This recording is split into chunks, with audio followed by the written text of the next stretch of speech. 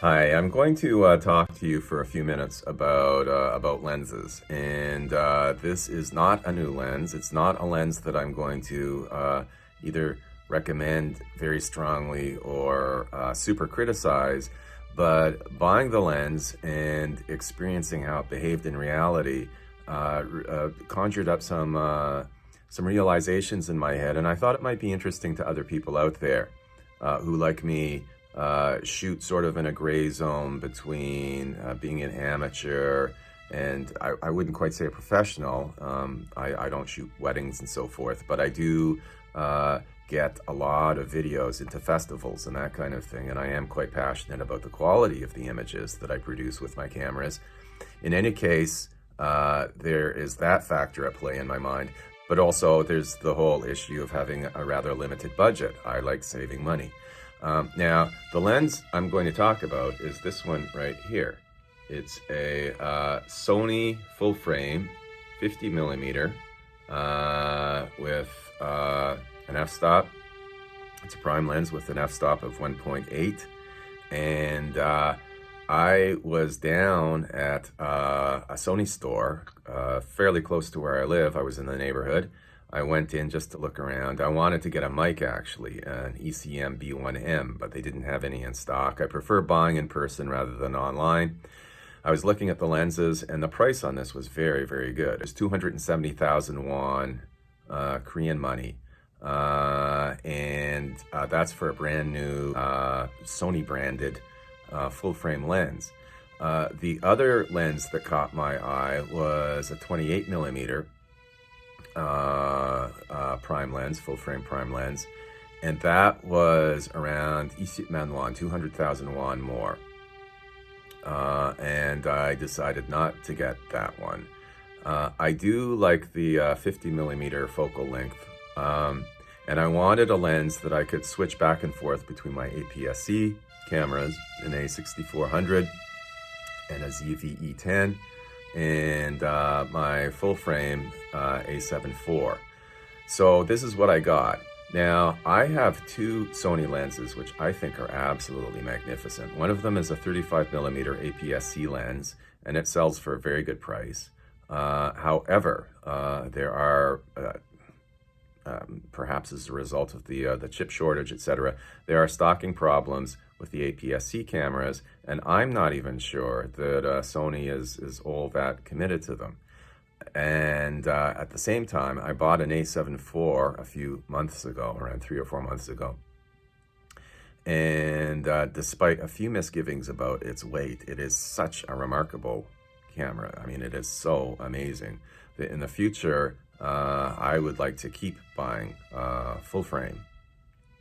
In any event, I wanted a lens that could move back and forth between the two. So that ruled out buying another 35 millimeter APS-C lens, despite the fact that it's a good price and despite the fact that it is a very, very nice lens. The other two prime lenses that I have that are full frame are a 50 millimeter and a 35 millimeter. The 35 millimeter is also a superb lens, really, really good. And it's not a GM lens. It's not a G Master lens. Those sell for close to $200,000 won, which is around $2,000. This one I got for around $700. It's a beautiful lens. It's very, very nice. And there's a 50 millimeter that I picked up. Now, the difference between the 50 millimeter that I had earlier and this one here is that the other one that I got is OSS. So it has optical stabilization built into the lens.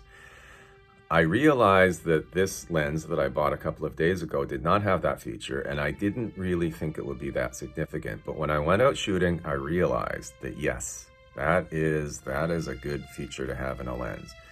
And what I had to do, I was getting a little bit frustrated. It was a beautiful day. I mean, just spectacular, spectacular cloudy skies.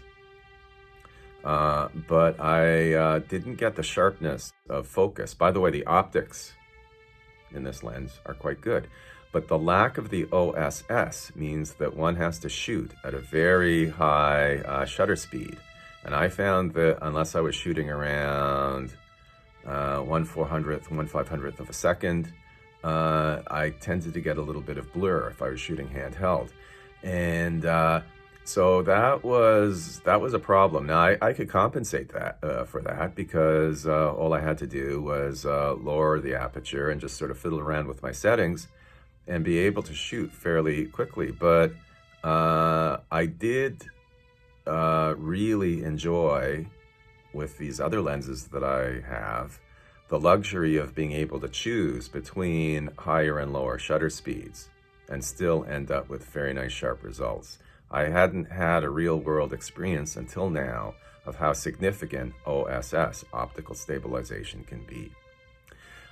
Nevertheless, and one final problem with this lens is it is tremendously noisy. It's not good for video unless the focus is set at manual. However, for still photography, the optics in this lens are quite good. And as long as one understands the limitations of it, that one has to shoot at a high shutter speed, for the price that I got this at, I think it's still a pretty good deal. But it is definitely a lens that one has to understand the temperament of.